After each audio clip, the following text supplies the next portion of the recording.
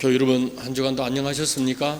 信徒の皆様、この1週間も元気にお過ごしでしたでしょうか。 오늘도 영상 예배를 드리시는 교회 여러분께 하나님의 은혜가 함께 하시기를 기원드립니다. 今日も映像礼拝を捧げる信徒の皆さんに主の恵みが共にありますよう祈願いたします。 더운 날씨와 또 코로나 바이러스 감염 사태로 인해서 모두 다 힘든 가운데 계시리라 생각합니다. 暑さとコロナウイルス感染禍で大変な思いをされていると察します。 오늘도 하나님께서 주시는 말씀을 통해서 힘을 얻으시기를 바랍니다. 今日も主からの御言葉によって力を得るようお願いいたします。 시를 읽는 사람은 시를 지은 사람의 마음을 잘 살펴보고 그 시가 담고 있는 내용의 깊이를 알게 됩니다. 詩を読む人はその詩を作った詩人の心までを探ると詩が含んでいる内容の深さに触れることになります。 시는 짧은 문장으로 시인이 표현하려고 하는 그 풍요로움을 찾아내어야 합니다. 詩は短い文章で詩人が表現しようとするその豊穣な意味を探さなければいけません。 중고등학교 시절에 국어 교과서에 나오는 시를 읽으면서 시인이 표현하고 말하려고 하는 것을 선생님이 잘 설명해 주었습니다. 中学高校の時代、国語の教科書に出てきた詩を読みながら詩人が言いたいことを先生は説明してくださいました。 시를 만드는 것도 그렇고 시를 읽고 내용의 깊이를 찾아내는 것이 문학적 작업이라고 저는 생각합니다. 詩を作ることも詩を読み内容の深さを見つけることも文学的な作業だと私は思います。 오늘은 우리가 구약성경 시편 가운데 36편을 설교의 본문으로 선택해 읽었습니다. 今日は旧約聖書詩編の中でも36編を説教の本文として選び読みました。 요즘 새벽 묵상을 위해 우리가 성경 시편을 읽고 있습니다. この頃蒼天の黙想のために読むのも今は詩編であります。 새벽 기도회를 가정에서 드리시면서 한 장의 시편을 읽고 개인적으로 묵상을 하고 계십니다. 蒼天祈祷会を自宅で捧げる際、一編の詩編を読み黙想をされていると思います。 저는 코로나 사태 이후로 이 시편을 읽으면서 저 자신이 많은 은혜를 받고 있습니다. このコロナ禍の時代、詩編を読みながら私自身が多くの恵みを受けています。 오늘 이 본문은 5월 5일 아침에 우리가 묵상한 말씀이기도 합니다. 今日の本文は5月5日の朝に黙想した御言葉であります。 이 시 제목에 보면 다윗의 시라고 하면서 여호와의 종이라고 하는 말이 첨부되어 있습니다. この詩はタイトルにダビデの詩といい主のしもべとなっております。 시편 전체에서 이런 표현은 시 18편과 36편에 기록되어 있습니다. 詩編全体の中でもこのような表現は18編と36編に記録されています。 그 이유를 우리가 자세히 알 수는 없습니다. 詳しい理由は知られていません。 그러나 모든 하나님의 백성들이 하나님의 종이라 말할 수 있습니다. すべての神の民が神のしもべとも言えるでしょう。 왕이나 제사장은 마찬가지지만 다윗 역시 하나님의 종이었고 그래서 여호와의 종이라 이렇게 표현할 수 있습니다. 王や祭司長も同じく神のしもべであるためダビデも主のしもべと言えるでしょう。 시 36편 전체를 간단하게 말씀을 드린다면 36編全体を簡単に説明しますと 인간이 얼마나 사약한 그런 존재인가 그리고 그에 대비하는 하나님의 선하심을 노래하는 찬양시입니다. 人間がどれほど邪悪な存在でありそれとは対照的に神の義を歌う内容の賛美であります。 다윗은 이 악인에 의해서 위협을 받고 있는 암담한 그런 상황 속에 있습니다. ダビデは悪人によって脅かされる暗淡たる状況の中にいます。 그러나 선하시고 의로우신 하나님으로 인해서 의인의 승리를 확신하는 그런 내용을 이 시로 표현한 것입니다. しかし慈しみと真実な主により義人の勝利を確信する内容を歌っております。 우리가 오늘 5절에서부터 읽었습니다만은 본문에 앞서 있는 1절에서 4절 말씀을 잠깐 드리면 私たち今日は5節から読みましたが、本文の前の部分1節から4節について説明しますと、 하나님을 반역하고 또 선동하는 것에 귀를 기울이고 죄지을 생각만 하고 있는 그런 악한 사람을 고발하고 있는 내용이 나옵니다. 神に逆らい扇動に耳を傾け悪事を図る悪人を告発する内容がその中に書かれております。 악한 사람은 어떤 사람일까요? 悪人とはどんな人でしょうか。 하나님을 두려워하지 않는 사람이라고 했습니다. 神に対しての恐れがない人だと言っております。 자신이 저지른 그런 악한 일을 남들은 모를 것이라고 생각을 하면서 거짓된 행동을 하는 사람이라고 했습니다. 自分の目に自分を偽って自分の悪を認めることも憎むこともできない人であります。 자신이 이 불놀이를 하면서 다른 사람이 그 불로 화상을 입어도 상관하지 않는 그런 사람들이라고 했습니다. 自分が火遊びによって他の人がやけどをしても構わない人たちだと言っております。 우리가 흔히 악한 사람 그러면 얼굴 인상이 매우 험악하고 가까이 하기에 아주 무서운 사람이라고 우리는 생각합니다.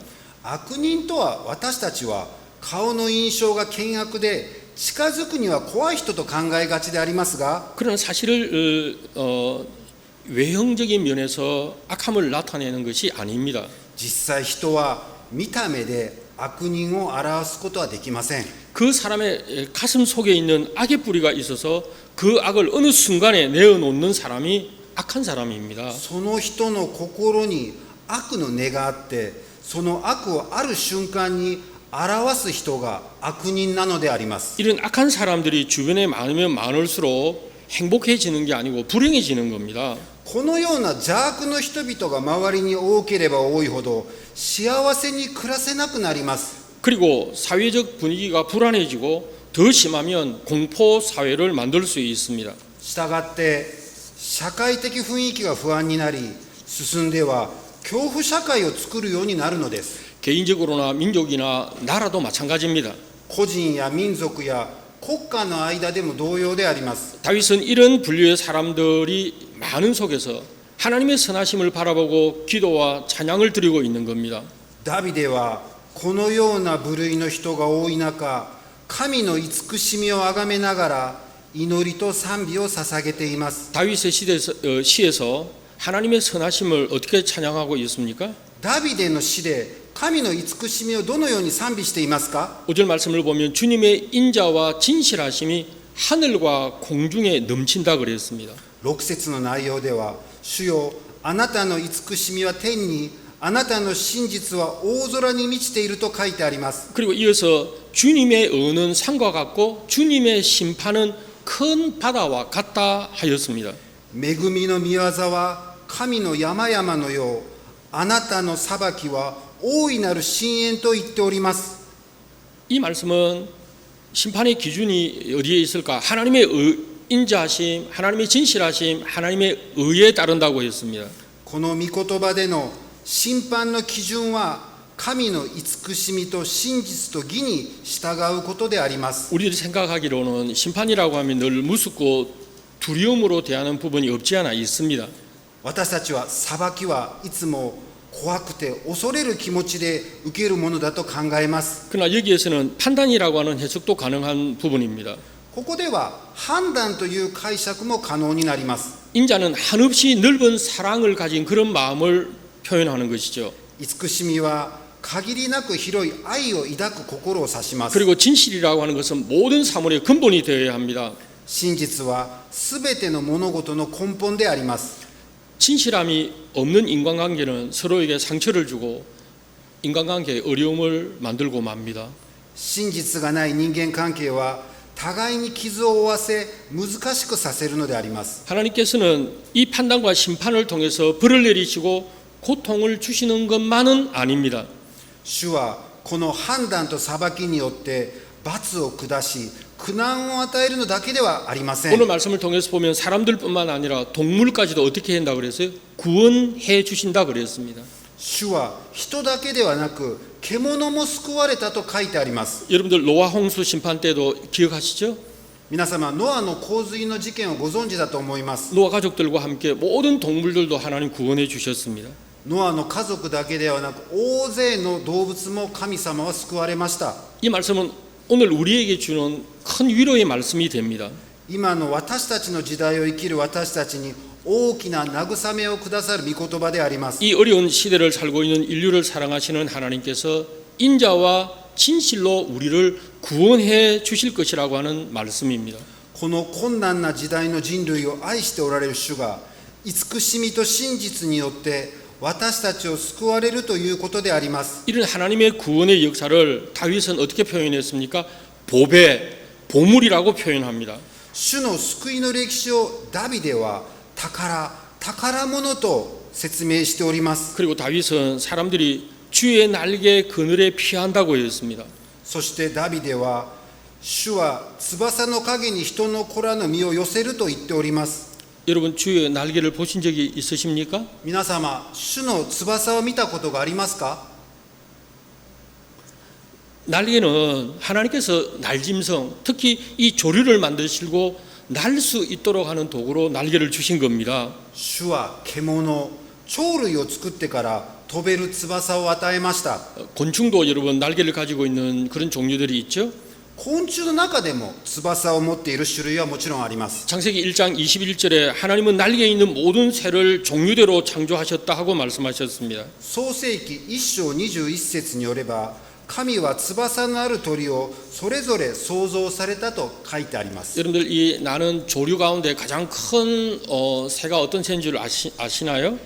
皆様、鳥類の中で一番大きい鳥類は何かご存知でしょうか？ 타조입니다.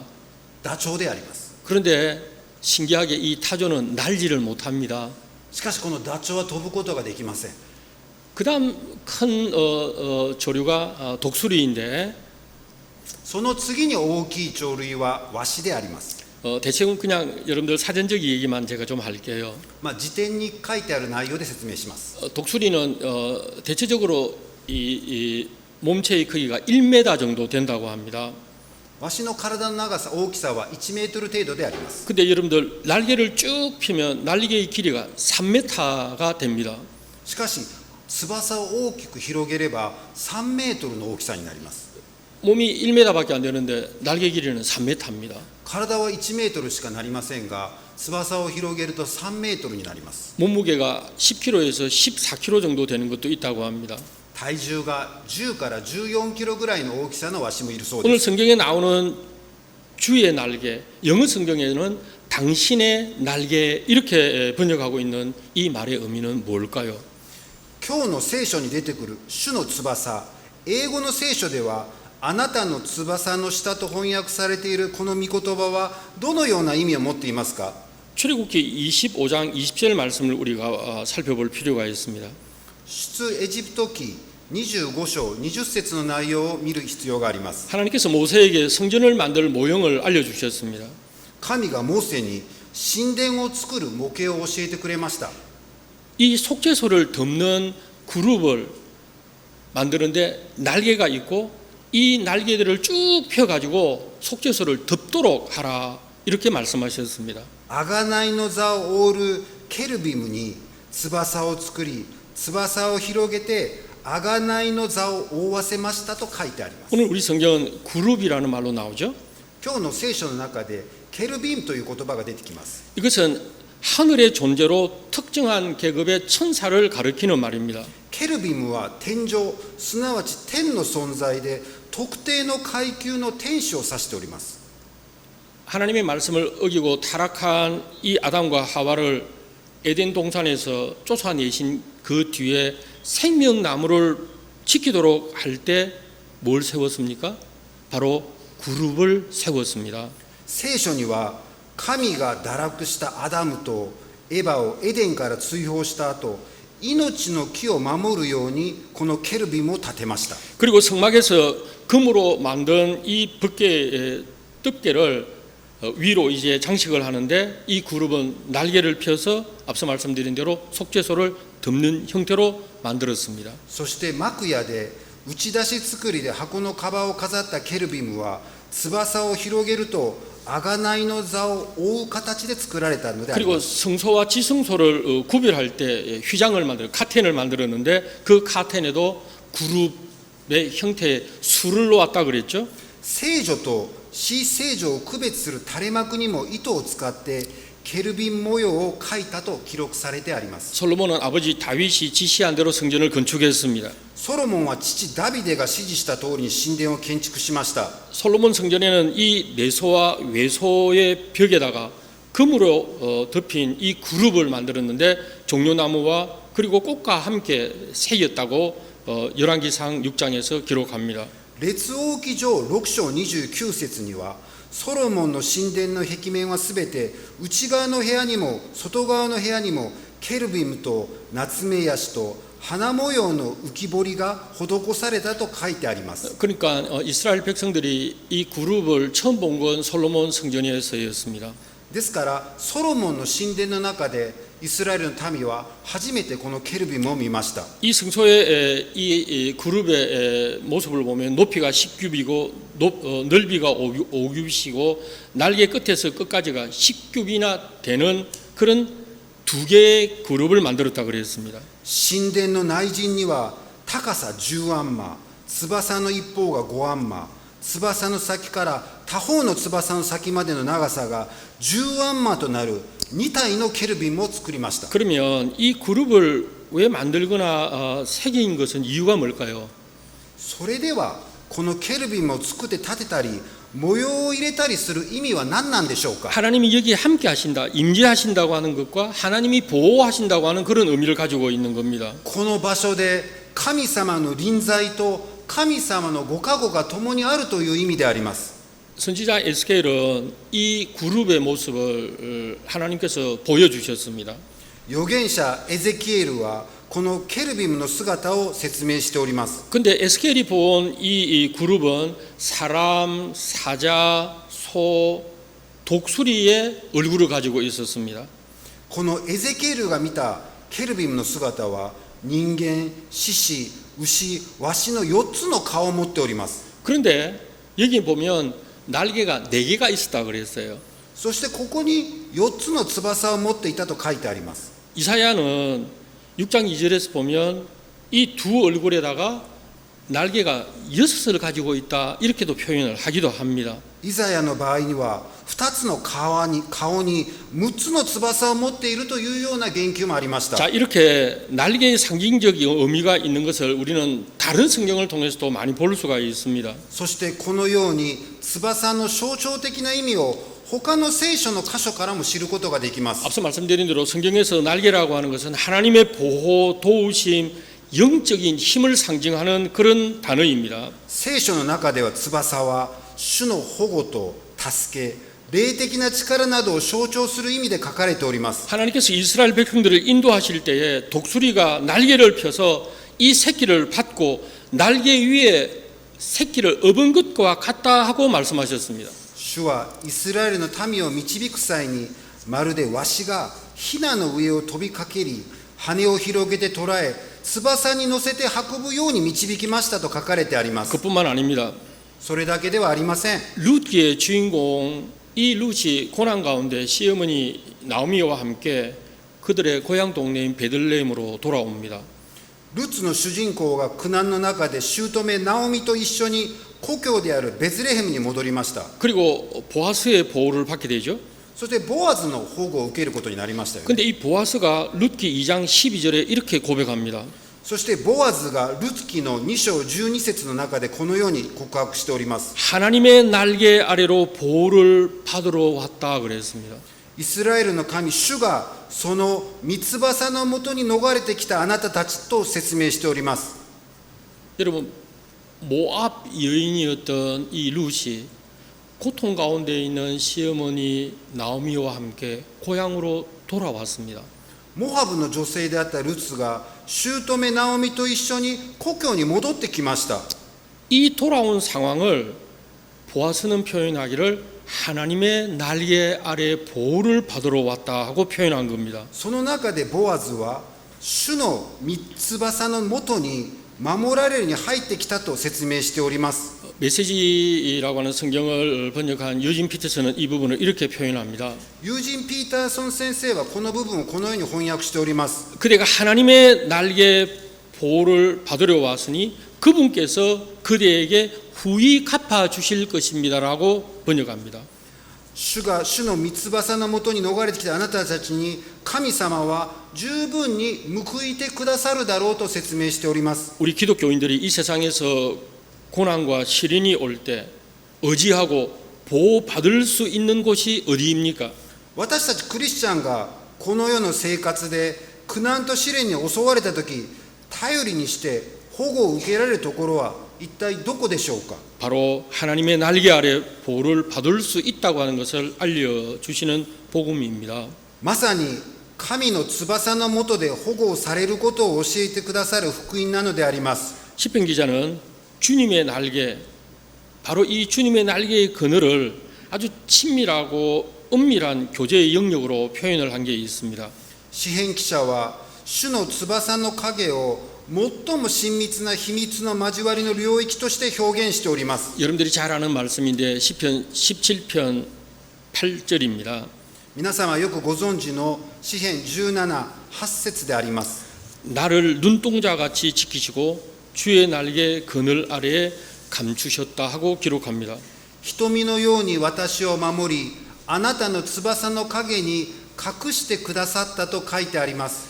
공경에 빠진 성도들을 눈동자처럼 지키시고 주의 날개 그늘에 감추어 주신다 하고 말씀하신 겁니다. 苦境に陥った信徒たちを瞳のように守り、翼の影に隠してくださると言っておられます。 선지자 이사야는 이런 말씀을 우리에게 전해줍니다. 預言者イザヤも私たちにこのように伝えております。 하나님을 바라보고 하나님의 도움을 기다리는 사람은 독수리가 날개치면서 올라가는 것 같은 그런 새 힘을 얻을 것이라고 말씀하셨습니다. イザヤは主に望みを置く人は新たな力を得、わしのように翼を張って上がる、走っても弱ることがないと書かれてあります。 예수님께서 주의 날개와 관련된 말씀을 하셨는데 여러분 혹 기억하시나요? イエス様も主の翼と関連がある話をされたの皆様知っておられますね。 예수님께서 이 예루살렘 유대인을 향해서 말씀하신 부분이죠. イエス様がユダヤでお話しされているユダヤ人に向けて話している内容であります。 마태복음 23장 37절 말씀입니다. マタイの福音書23章37節の御言葉であります。 예루살렘아 예루살렘아 エルサレムよエルサレムよ、 하나님의 소식을 가져온 선지자들을 죽인 너희여 神様を救う守ろうとした人たちを殺したあなたたちよ、 암탉이 제 새끼를 날개 아래 모으듯이 내가 너희 자녀를 애써 품으려 했지만 너희가 거절한 적이 얼마나 많으냐 하고 말씀하셨습니다. 面取りがヒナを羽の下に集めるように私はお前の子らを何度集めようとしたか。だがお前たちは応じようとしなかった。 여기서 말하는 병아리라고 하는 것은 자기의 몸을 지킬 수 있는 능력이 없는 연약한 존재를 의미하는 것이죠. ヒナというのは自分の身を守る能力がない軟弱な存在を意味します。 늘 어미의 도움을 받아야 합니다. いつも母の助けを受けなければならないのです。 하나님께서는 본능적으로 자신의 자녀들을 애써 품으려고 하셨습니다. 主は本能的に自分の子を何度も集めようとしました。 그러나 거절한 유대 사람들의 잘못된 신앙을 지적하신 것이죠. しかし応じなかったユダヤ人の誤った信仰を指摘されているのです。 우리들이 하나님의 날개 그늘 아래 보호를 받을 때 주시는 축복이 오늘 우리가 읽은 말씀에서 계속 나옵니다. 私たちが神の翼の陰で守られる時の祝福が今日の詩編36編に何度も続いて出ています。 8절 말씀에 보면 저희가 주의 집에 살찐 것으로 풍족할 것이라 그랬습니다.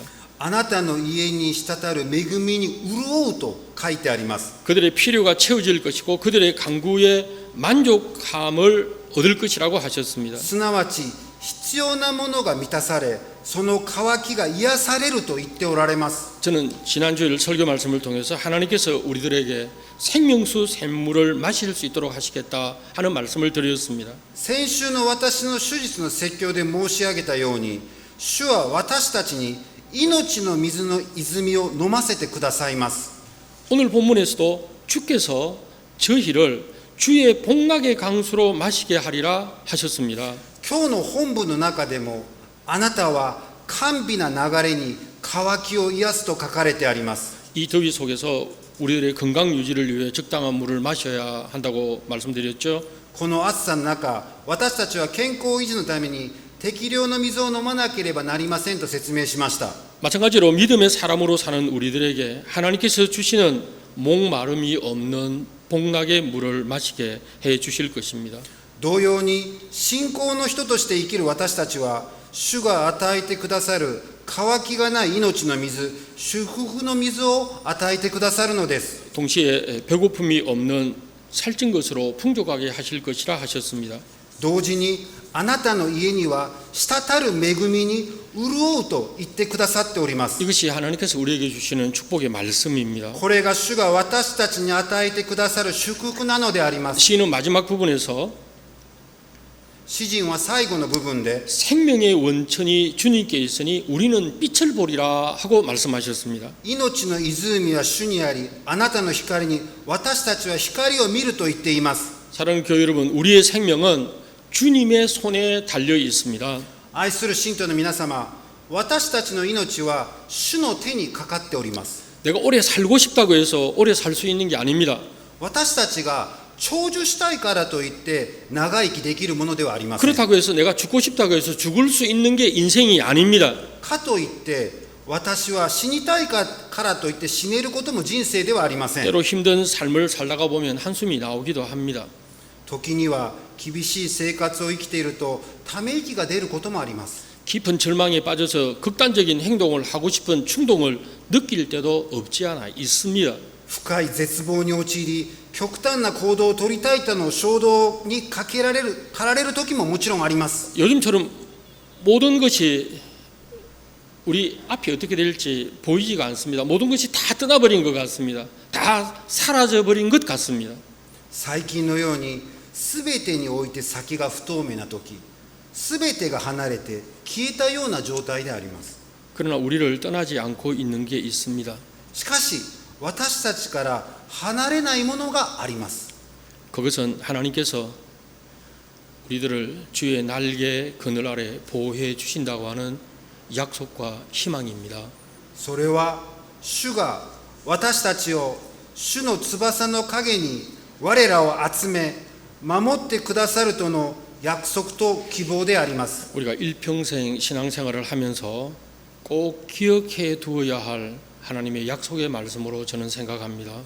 私たちが一生涯信仰生活を送りながら覚えておくべき主の約束の御言葉であります。 하나님이여 주의 인자하심이 어찌 그리 보배로우신지요. 神よ、慈しみはいかに尊いことか。